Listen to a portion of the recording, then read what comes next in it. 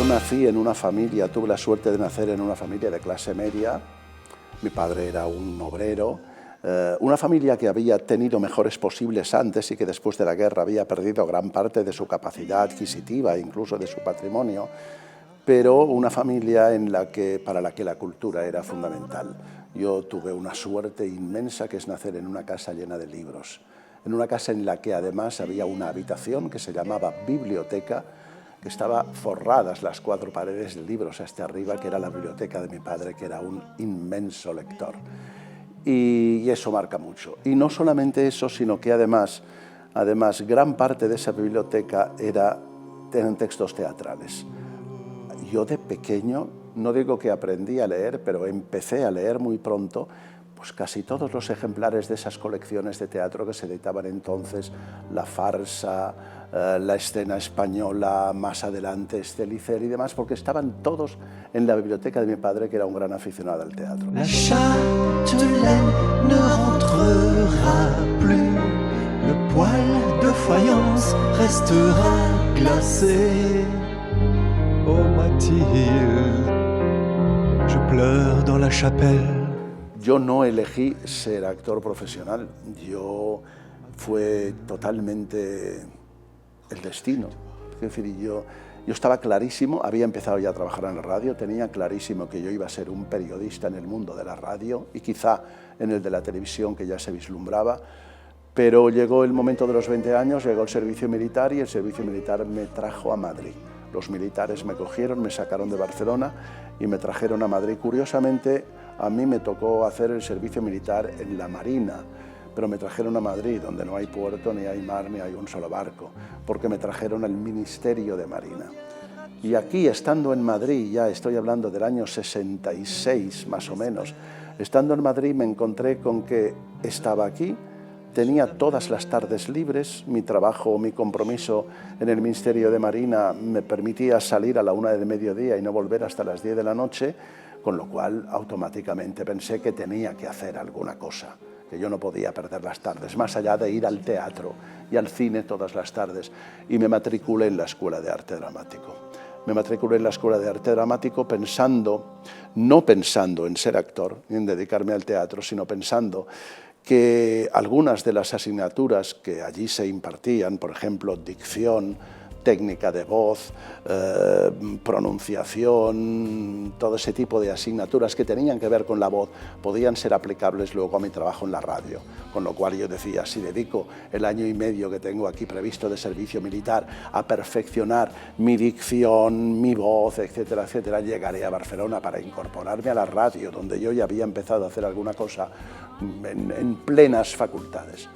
Lo que pasa es que al entrar en la Escuela de Arte Dramático me matriculé no solo en esto, sino lógicamente en el curso completo, que incluía interpretación, declamación y demás, y allí fue donde los compañeros y los propios profesores empezaron a descubrirme a mí mismo, más que yo mismo. Ellos empezaron a descubrirme, a hacerme notar que tenía algunas cualidades, entre otras cosas porque los compañeros me elegían siempre para que yo hiciera las escenas con ellos y demás, ¿no? Y porque los profesores en primer curso pues ya me dieron matrícula de honor y demás. Eso fue lo que me obligó a mí a replantearme por completo mi vida.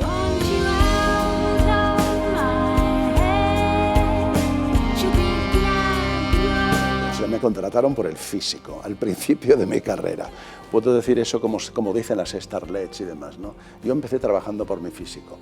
Bueno, todo el mundo sabíamos que Adolfo iba a montar Maratxade, ese espectáculo que yo creo que cambió la vida del teatro español. Creo que se puede hablar de una época anterior al Maratxade y posterior al Maratxade, porque aquello fue como una epifanía para el público y para todos los profesionales del teatro, ver que aquí en este país éramos capaces de hacer también esos grandes espectáculos, no solo en el sentido de la espectacularidad, sino del compromiso político y demás que veíamos que hacían en el extranjero. Y estábamos todos muy nerviosos alrededor de eso que ya se decía que se iba a montar. La escenografía de ese espectáculo la hizo Paco Nieva, como es sabido. Y Paco Nieva era profesor de la Escuela de Arte Dramático. Y recuerdo que un día, en una de sus clases, Paco dijo: Adolfo Marsillac, que está montando, ya sabéis, Marat Sade y demás, y que se va a estrenar en el Teatro Español para 3 únicas noches, porque luego se va a estrenar en Barcelona, en el Teatro Poliorama, porque era un proyecto de la compañía de Adolfo Marsillac, pues necesita para el reparto a 4 teóricamente figurantes, pero él no quiere que sean figurantes contratados al uso, prefiere que sean 4 personas interesadas en el teatro, con vocación de actor, para que se integren mucho más en el conjunto, aun cuando la responsabilidad es prácticamente de meros figurantes. Era para los 4 enfermeros que tenían que cuidar de los locos del hospital de Charenton que andaban por ahí desmadrados durante toda la función. Y quería 4 tíos altos y corpulentos. Y Paco Nieva nos dijo, va a venir esta tarde a la escuela a elegir a 4 de todos aquellos que se presenten voluntarios, con la condición, eso sí, de que él prefiere o necesita actores con una cierta presencia física, altos, corpulentos y demás. Pues allí estaba yo con mi 1,95 m, me presenté lógicamente y me cogieron indudablemente de los primeros y me permitió vivir los ensayos de aquel espectáculo histórico desde el primer día. O sea, en el Teatro Español a las 4 de la tarde, el primer día de ensayos, con toda la compañía y con el grupo cátaro que llegaba de Barcelona y que había desembarcado en Madrid apenas media hora antes. Recuerdo muy bien, fantásticamente bien, ese momento del encuentro y el nerviosismo y la tensión todos de participar en aquel espectáculo que nacía aquella tarde. Y tuve la suerte de vivir todo ese proceso de ensayos y de creación y luego las noches del estreno tumultuosas tanto en Madrid como en Barcelona. Ese fue la primera vez que yo pisé las tablas de un teatro profesional, el Teatro Español, la noche del estreno del Marat Sade.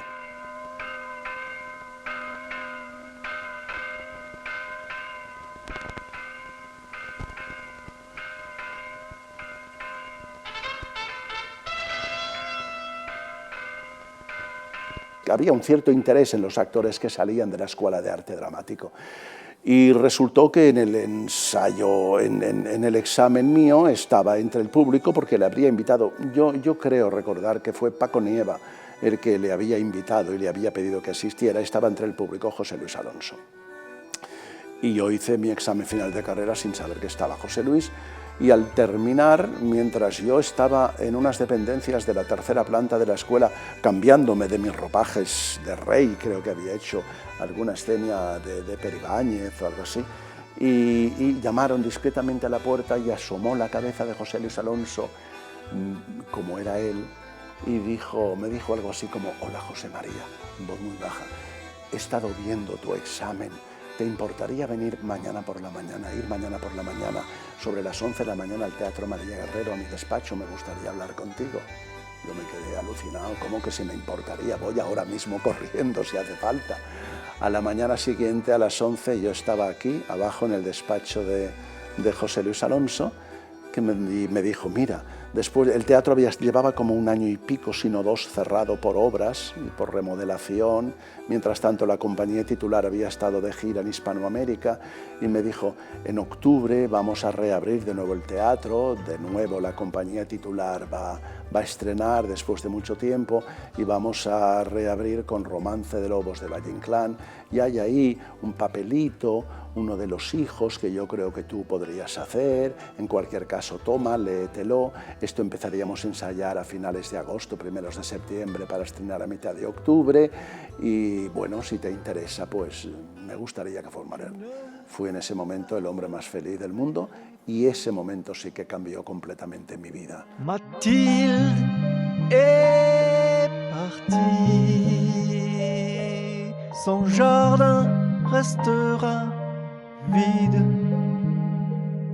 La práctica del escenario, lo que hay que aprender, el contacto con el público, el dominar tú desde el escenario y comunicarte con el público, el aprender el oficio sobre todo, porque eso no se puede enseñar en la Escuela de Arte Dramático, lo que es el oficio, lo que es el día a día de este nuestro oficio, lo aprendí aquí en esta casa, desde el primer día que empecé a ensayar Romance de Lobos, porque ten en cuenta que en esta casa, en esa compañía donde yo creo que éramos no quiero exagerar, pero 40 como mínimo. Era una gran, enorme compañía que además hacía repertorio.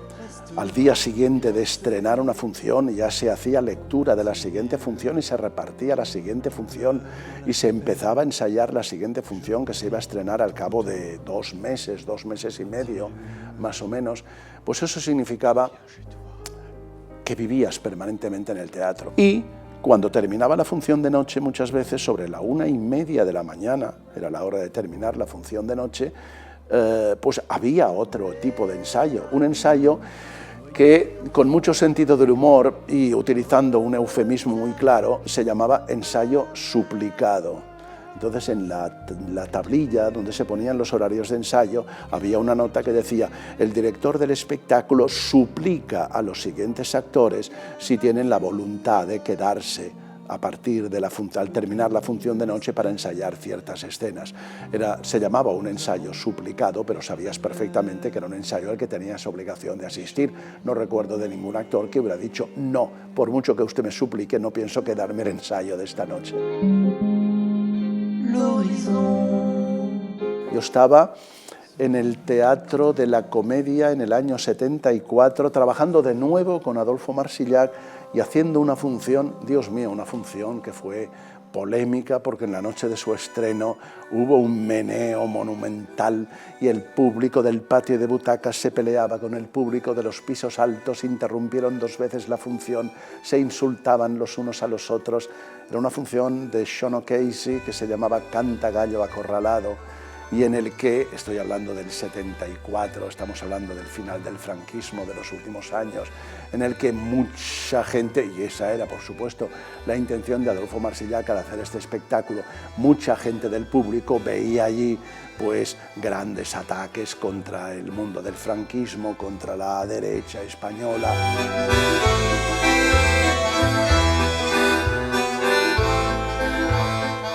Y haciendo esta función en la Comedia, un día yo estaba en mi casa, dormido, a las 9 de la mañana dormía todavía, sonó el teléfono y me dijeron: mira, me acuerdo porque la conocí luego mucho más, soy María José, era la chica encargada del departamento de contratación y relaciones con los actores de Estudio 1 en Televisión Española.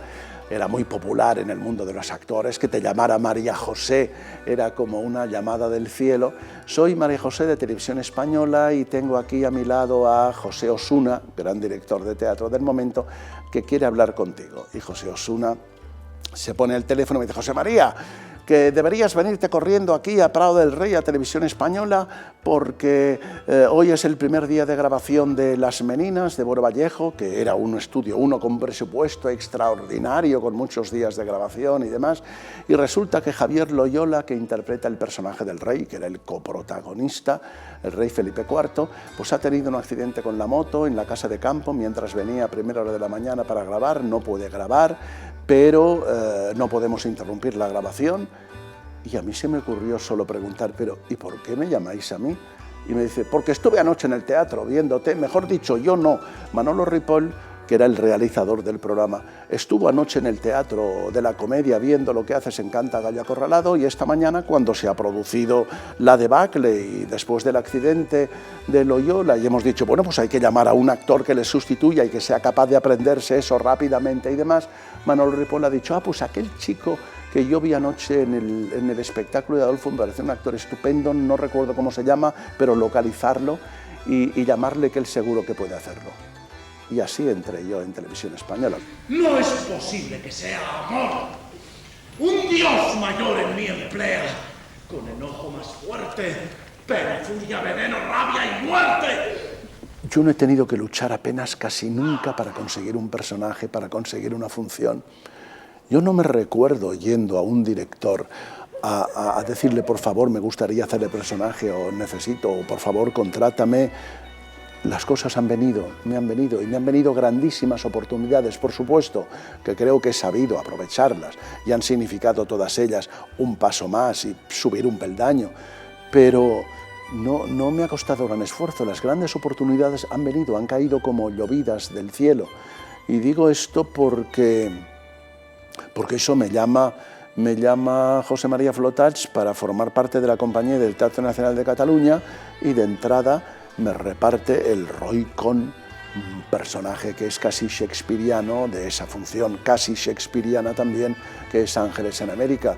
Y estrenamos esa función y es un acontecimiento en Barcelona y es un golpe importante en mi carrera en cuanto a mi interpretación, que es merecedora de muchos premios en su momento y demás. Y luego hago con José María también y con Núria Espert en el Nacional de Cataluña La Gaviota, y con un reparto inmenso, con Ramon Madaula, Pere Arquillué, Ariadna Gil y demás, pero es la única ocasión, y eso lo digo con todo el dolor de mi corazón, es la única ocasión en que yo he trabajado en el escenario con Núria Espert, que es una de las personas a las que más admiro, no solo del teatro español, sino del mundo entero. Yo recuerdo cada uno de los minutos que pasé en escena con Núria Espert cuando hacíamos La Gaviota. Lo recuerdo tanto, que cuando Núria y yo nos vemos de manera más o menos habitual, con los años transcurridos, ella me sigue llamando a mí Doctor Dorn y yo la sigo llamando a ella Irina Nikolayevna. Eugeni Sergeyevich.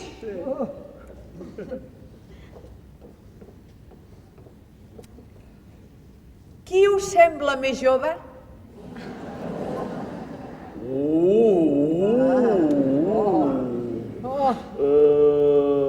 Vos, naturalmente.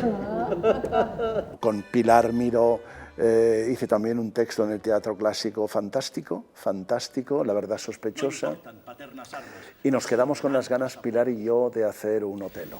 ¿Y qué cosa es que la fama diga a mis oídos mesmos que a Salamanca admiraron vuestras mentiras y enredos? ¡Qué caballero y qué nada! Si afrenta al noble y plebeyo solo el decirle que miente, decid que será el hacerlo. Si vivo sin honra yo según los humanos fueros, mientras de aquel que me dijo que mentía no me vengo. ¿Tan larga tenéis la espada? ¿Tan duro tenéis el pecho que pensáis poder vengaros diciéndolo todo el pueblo? ¿Posible es que tenga un hombre tan humildes pensamientos que viva sujeto al vicio más sin gusto y sin provecho? He sido un ser privilegiado y afortunado porque he tenido oportunidad de conocer y trabajar con todos aquellos directores que han sido o son o han querido ser algo.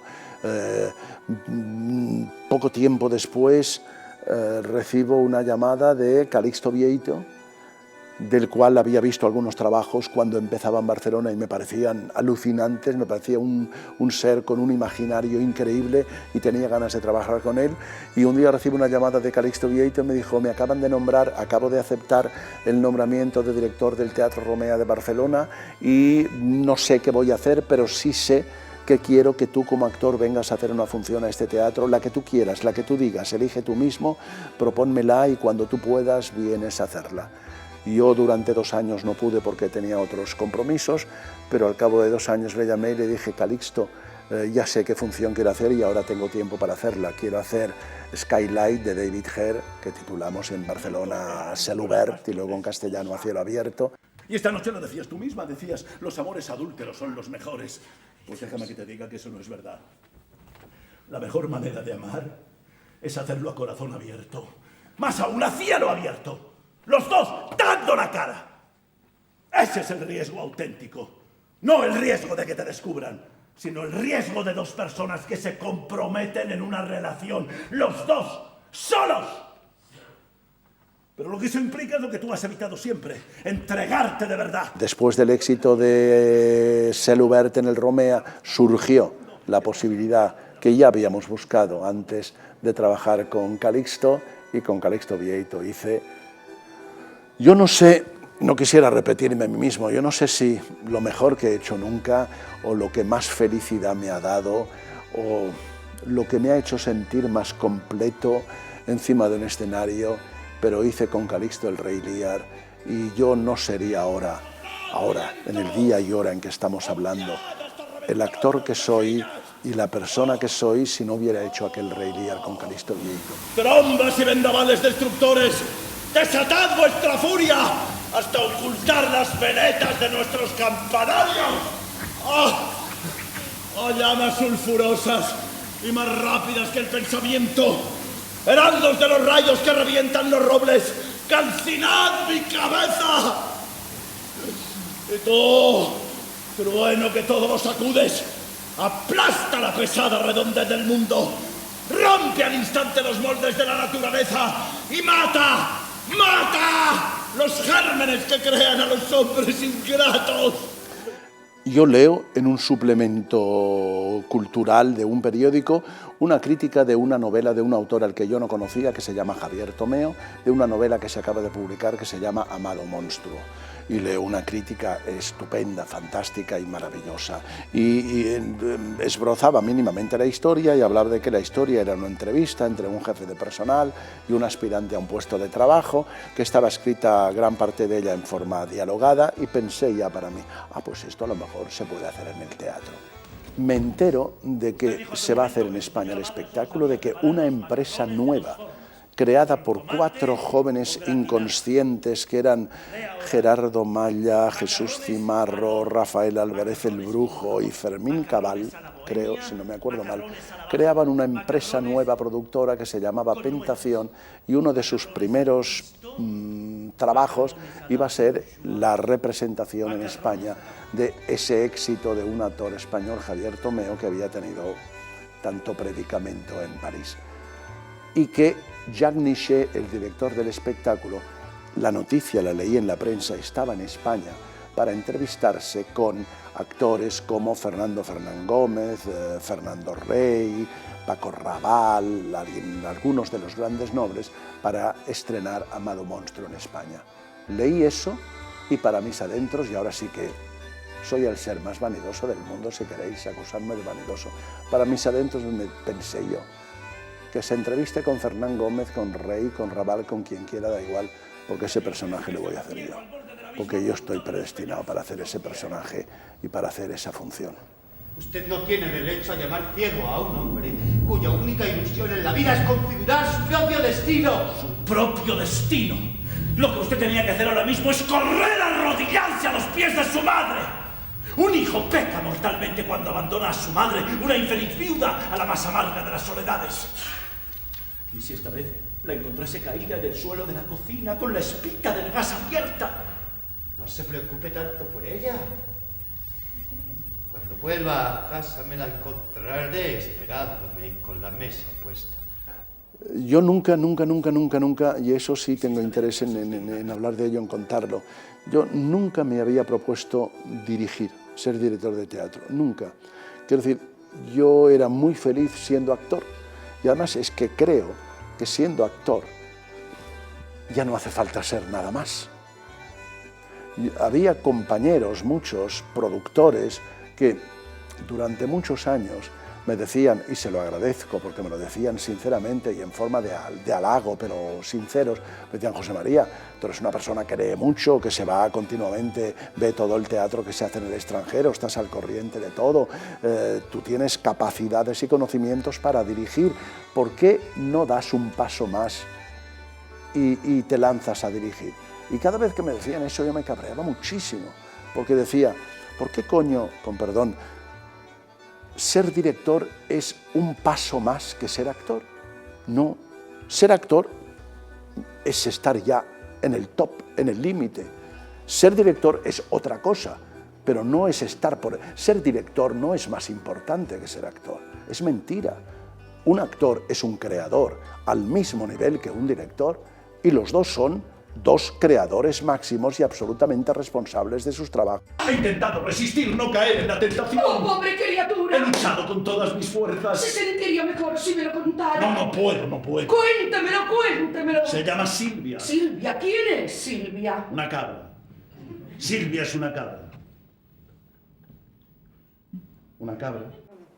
Cuando me encontré con el texto de la cabra, no con el texto, con la representación, porque yo cuando leí que en Nueva York se estrenaba una función con esa historia, una función de Edward Albee, me cogí un avión rápidamente y me fui para un viaje de ida y vuelta en 48 horas a Nueva York para ver esa función.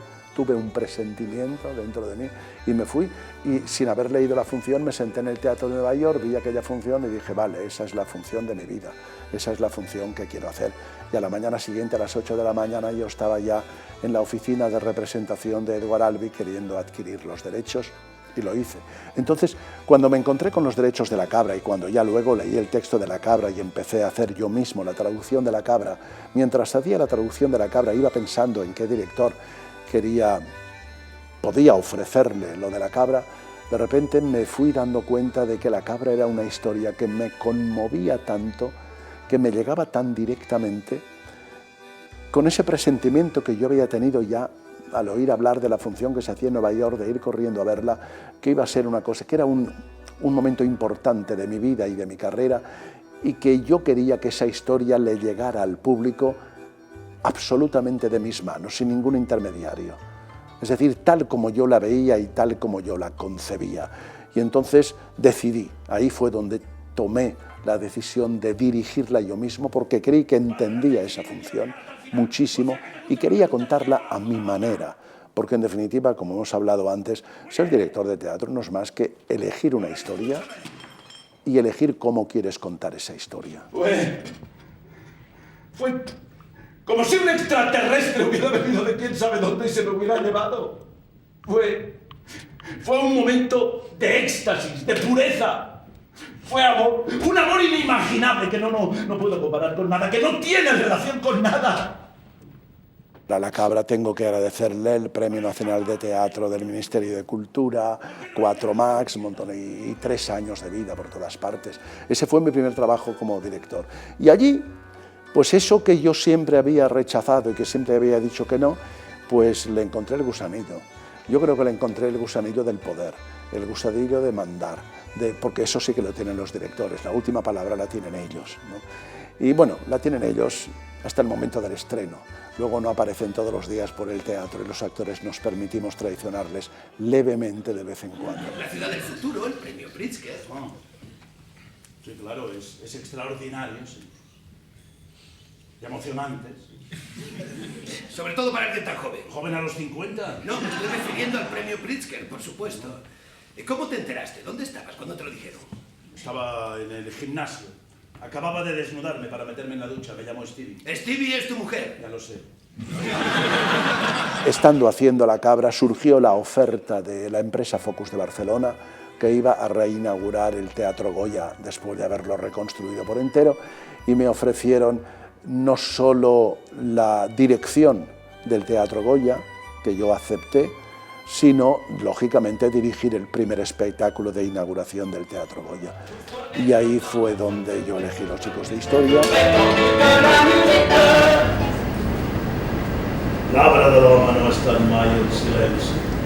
Y ahí, casi sin darme cuenta, me pareció que eso que durante años había rechazado, pues era algo que llevaba dentro de mí, a lo que yo me negaba a abrirle la puerta, y que la puerta se abrió sola con La Cabra. Una cabra me abrió esa puerta y me parecía ya natural mi trabajo de actor y director al mismo tiempo. Y entonces he estrenado pues como 6 o 7 funciones siendo actor y director al tiempo.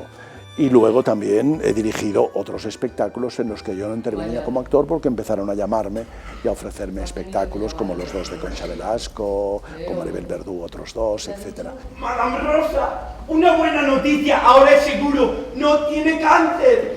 El doctor Katz lo ha dicho de forma definitiva. Pues mira, es bueno saberlo. ¿Me has traído flores? Sí.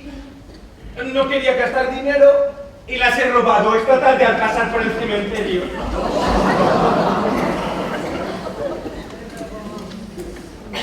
Mejor. Las flores de plástico aguantan más tiempo. Toda mi vida he tenido una curiosidad enorme por todo lo que se hace de teatro en el mundo y por verlo todo y demás. Pero no solo ahora en los últimos años en que dirigiendo un teatro forma parte de tus obligaciones, o incluso como productor, no solamente ahora, sino que ya muchísimo antes. Sergio, no habrás pagado 5 millones de pesetas por este cuadro. Chico, es el precio, es un antrios. No habrás pagado 5 millones de pesetas por este cuadro. Sabía que no lo apreciarías. ¿Has pagado 5 millones de pesetas por esta mierda? La primera vez que yo traduje una función fue en el año 78 o por ahí. Fue la primera versión que se hizo en España de Los hijos de Kennedy. Una función se llamaba Kennedy Children, que yo vi en Londres. Salí del espectáculo absolutamente conmocionado. Me compré el texto. Era una función de la que no se hablaba demasiado, no formaba parte del circuito de grandes estrenos, estaba en un teatro pequeño. Compré el texto y por capricho mío personal, al llegar a Madrid a la vuelta de Londres, empecé a ratos sueltos a hacer la versión española, a traducirlo. Y cuando lo tuve traducido al cabo de un mes, se lo llevé en aquel momento al que me parecía un director y que era productor al tiempo, al que podía interesar, que era Ángel García Moreno, que dirigía y llevaba el Teatro Alfil en aquel momento y hacía todas las producciones en el Teatro Alfil, y le llevé el texto y le dije: mira, yo he visto esto en Londres y por capricho, sin más, sin intención de ser yo quien haga la versión, pero para que pueda conocerlo en España alguien, lo he traducido en una traducción prácticamente casera, a ver si te interesa. Bueno, le entusiasmó tanto que decidió formar una compañía muy superior a las que formaba hasta entonces y salir del Teatro Alfil para ir a estrenarlo al Teatro Bellas Artes, y aquello fue un éxito. Luego, en los últimos años, yo tuve la ocasión de dirigir otra vez Los hijos de Kennedy en una versión nueva que yo también hice, casi en homenaje a aquella primera, que fue la primera que yo traduje. Luego han venido muchas más. Châtelaine ne rentrera plus, le poêle de faïence restera glacé. Siempre he intentado elegir funciones, no ya todas las que yo he hecho, sino aquellas que programo como director, elegir funciones que tengan algo que decir, que sugieran algo, que planteen preguntas. No, atención, no de ninguna manera que ofrezcan respuestas.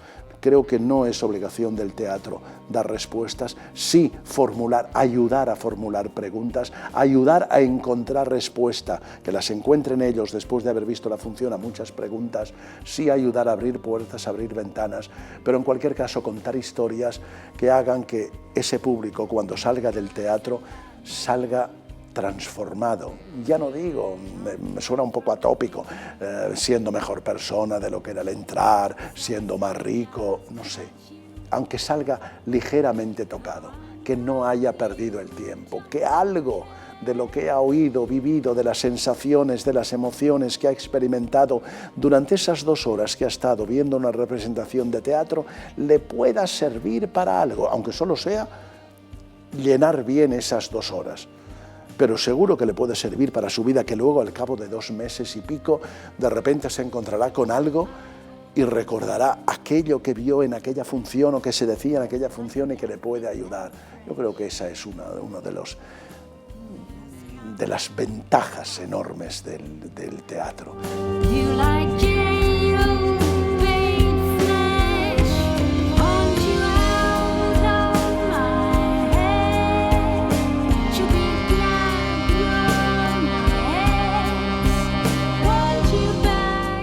Me encontré el año pasado con algo que no me había pasado nunca, que tuve en las manos un personaje que coincidía la edad del personaje con la edad mía real.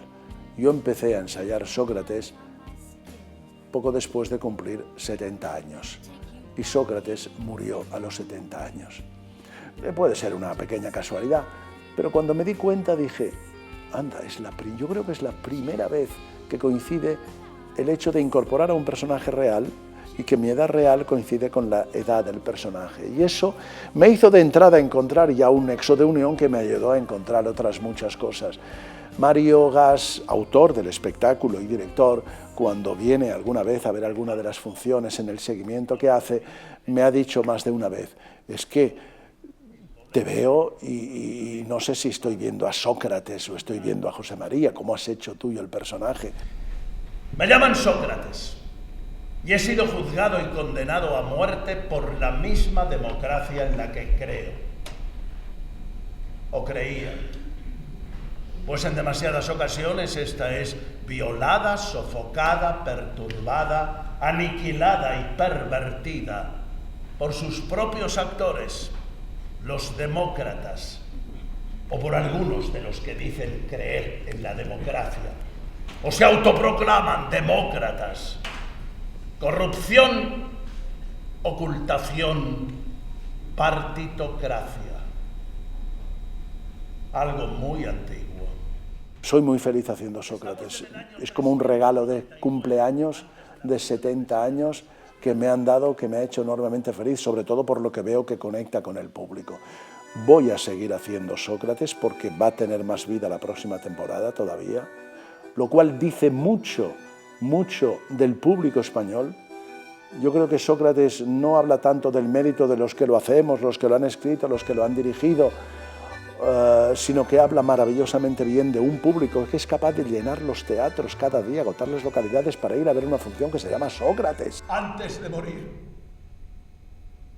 elevo simplemente esta plegaria. Cuando mis hijos sean hombres, si alguna vez muestran la menor presunción, atormentarlos como yo os he atormentado. Si prefieren el dinero a la honestidad, reprendedlos como yo os reprendí. Haciendo así, me estaréis dando en justicia lo que me debéis. Aquí en el María Guerrero yo estrené Coronada y el Toro de Paco Nieva cuando Paco Nieva estaba en su apogeo. Mas lo que soy y lo que sé, muy pocos se lo imaginan. Y estrené también un texto aquí en el María Guerrero de Paco Melgar. Es un autor que no tuvo luego demasiada continuación, pero era un autor que prometía en aquel momento un espectáculo con Adolfo Marsillac, Anselmo B. Sí es verdad, fíjate, estamos hablando todo eso con teatro público, teatro privado. Sí es verdad que luego, en los últimos años, en los últimos 20 años, pues yo no he hecho casi ningún autor español, ninguno. Me han ofrecido algunos, me han ofrecido algún texto de autor español ante el que yo he dicho que sí corriendo y que luego se ha estropeado. Es decir, sí es verdad que, yo no he tenido especial preocupación ni me he sentido especialmente comprometido con la necesidad de tener que ser yo quien estrenara autores españoles específicamente. Digo esto con total sinceridad. Lo que más me ha interesado siempre es contar historias, implicarme en historias que me interesen a mí y crea que puedan interesar al público. Yo he dedicado toda mi vida al teatro. Y toda mi vida quiere decir no solamente las horas que yo he estado trabajando, sino las horas que yo he estado en mi casa leyendo, o las horas que he estado viajando, o las horas en las que entre plato y plato de una comida estaba repasando letra. Yo no me concibo, ni he sabido distinguir prácticamente nunca horarios laborales de horarios de vida personal y demás. No me concibo haciendo otra cosa. Pero creo que me he ganado el derecho, y lo estoy diciendo en voz alta, para exteriorizarlo y para ayudarme a convencerme a mí mismo, que me he ganado el derecho a dedicarme un poco más de tiempo a mí mismo, es decir, a no trabajar tanto y a tener más tiempo libre, por lo menos para poder seguir yendo a ver teatro como espectador por todo el mundo.